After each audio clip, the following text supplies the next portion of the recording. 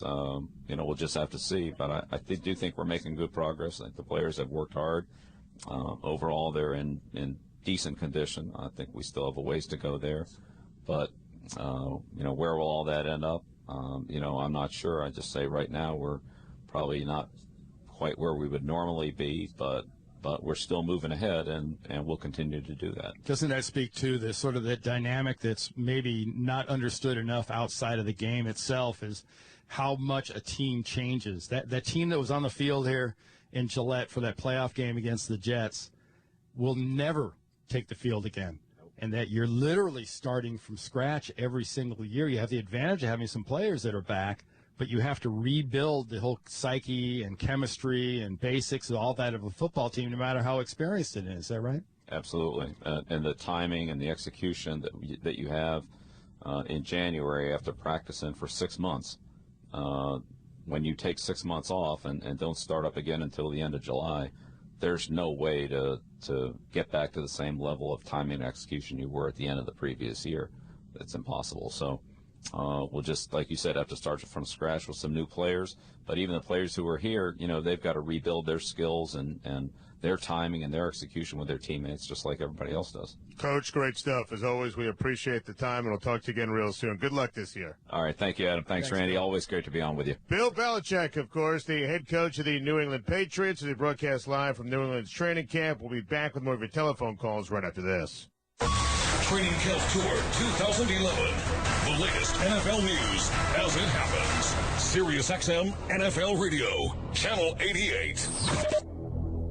Sirius XM NFL Radio brought you the 2011 Hall of Fame announcement live, and talk to the commissioner about taking the final steps in achieving labor peace. I always felt that it was going to get done. I just didn't know when. That's always the challenge. I think the turning point to me was when you had the players and owners. We threw everybody else out of the room. That was a moment where everyone understood that we were there for the right reasons. Sirius XM NFL Radio, Channel 88. Looking ahead to the 2011 season. I'm Richard Childress. When that checker flag drops, the race to get away from it all begins on my 2012 Kawasaki Brute Force 750.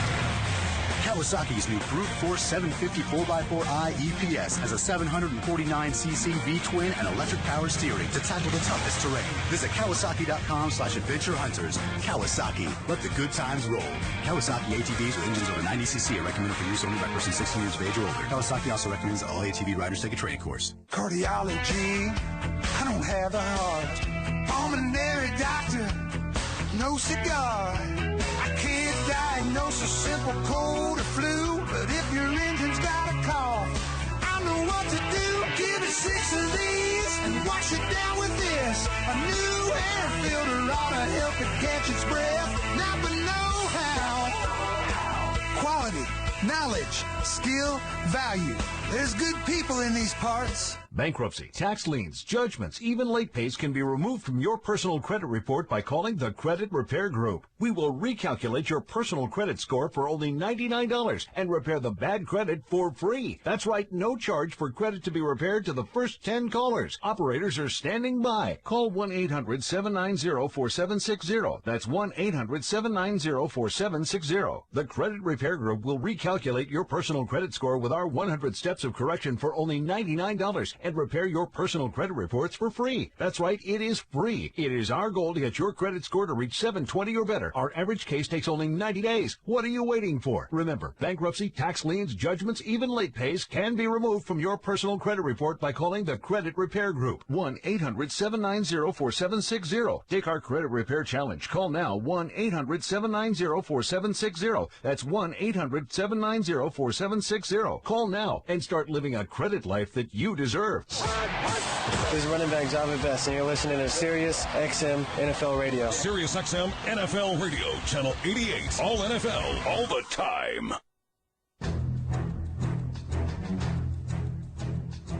Every camp, every team. This is Sirius XM NFL Radio's Training Camp Tour 2011. It's the Sirius XM Blitz. Here are your hosts, Adam Shine and Randy Cross. Shine across Sirius XM Blitz as we broadcast live from New England Patriots training camp. Randy, excellent stuff out of Bill Belichick. I thought he had some Great things to say. Some good inside information on the expectations for Albert Hainsworth, Sean Ellis, and Chad Ochocinco. Well, without a doubt, and it's pretty simple. You know, you can distill it back to the do your job thing, or, you know, Chad's job is to be that receiver, to be that big threat, to learn to adapt to what Tom Brady wants, and that's how the kind of receiver he's going to have to be. And for Albert, could you ask for a more simplified, scheme aside sort of a mentality? And you'd heard his emphasis about the roster, how it's a different dynamic. It means, and 4-3-3-4, I don't care what title you want to put on it.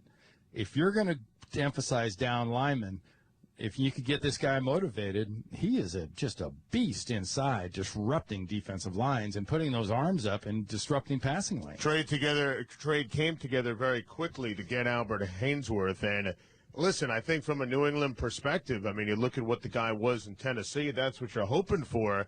And I also thought you got some really good insight on why the Patriots wanted to go out and sign Sean Ellis. Yeah, you did. And we always think of defensive ends as, especially 3-4 defensive ends, as these great, big, hulking, physical, crazy, strong, you know, I'm going to stone this tackle and I'm going to disrupt it. I'm going to eat up a couple blockers. Sean's 6'3", about 290. Not overly impressive size-wise for the NFL these days, but he's so adept at playing that exact position that they need here that frees up the Gerard Mayos, that frees up the linebackers and the other players to make big plays. I think he's got some great possibilities. Plus, you know, if team's just going to run on first down, no. Second down, no. It really, the old run down, pass down thing is almost a misnomer these days.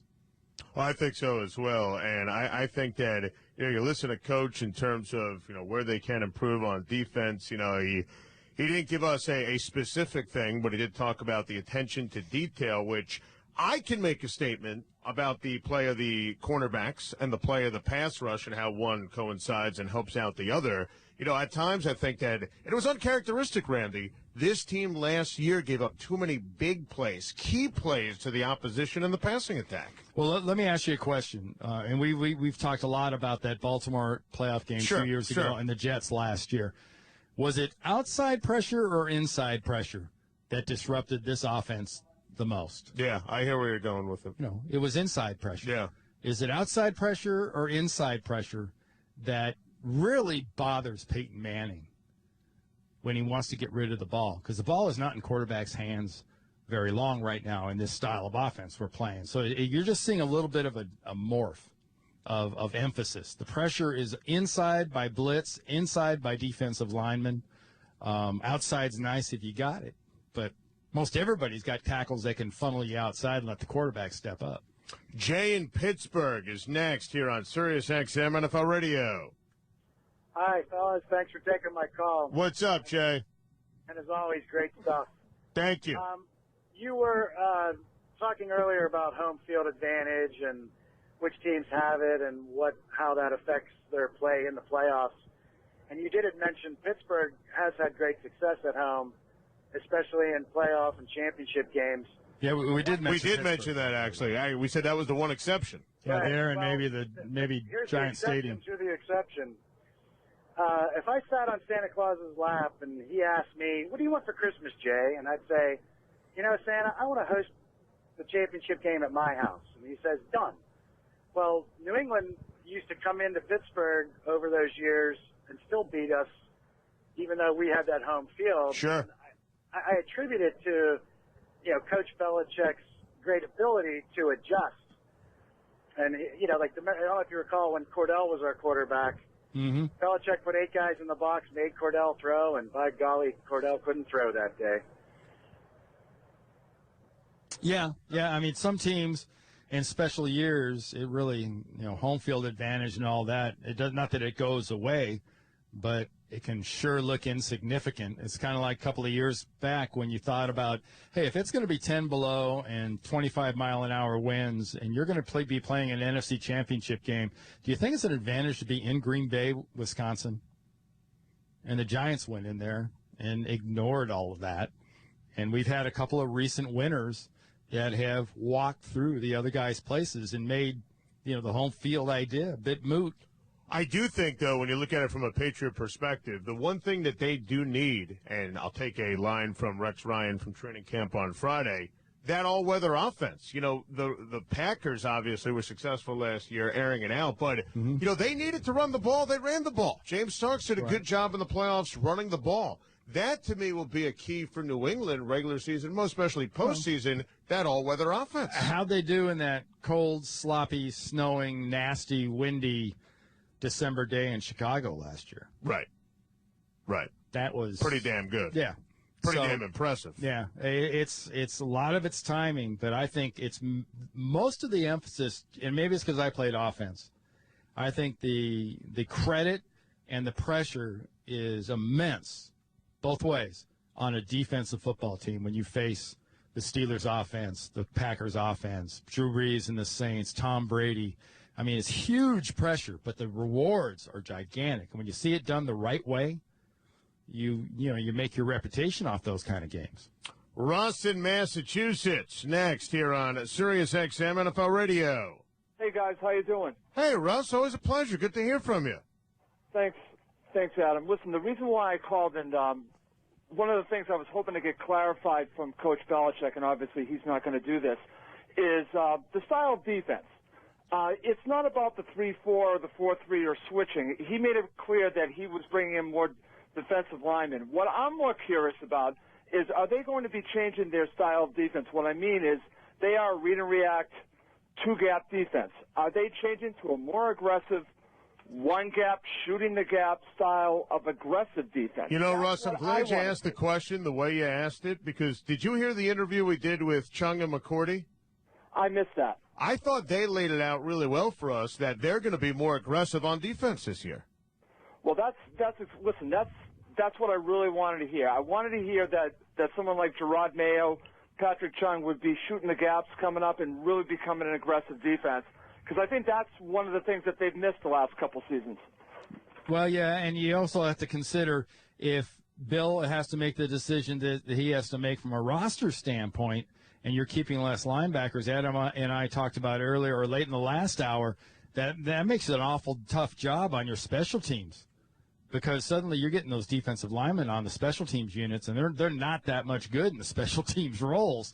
You're going to put a lot of pressure on some of your other players to pick up the slack when it comes to that third phase. All right, if you missed the Chung and McCourty interview, we're going to replay it in a couple of minutes. It really was very insightful and very entertaining. Randy and I are going to make our way upstairs and watch practice, which is going to be starting in a matter of minutes. So when we rejoin you live in about 15 minutes or so, we'll be able to give you a bird's-eye view of practice and tell you what's going on for the 2011 New England Patriots. So if you missed McCourty and Chung, we're going to replay that interview coming up in a couple of minutes. Then more of your outstanding telephone calls as we broadcast live from Patriots training camp at 877 NFL Kick. Right now it's time for a comprehensive, and I mean comprehensive, 2-minute drill.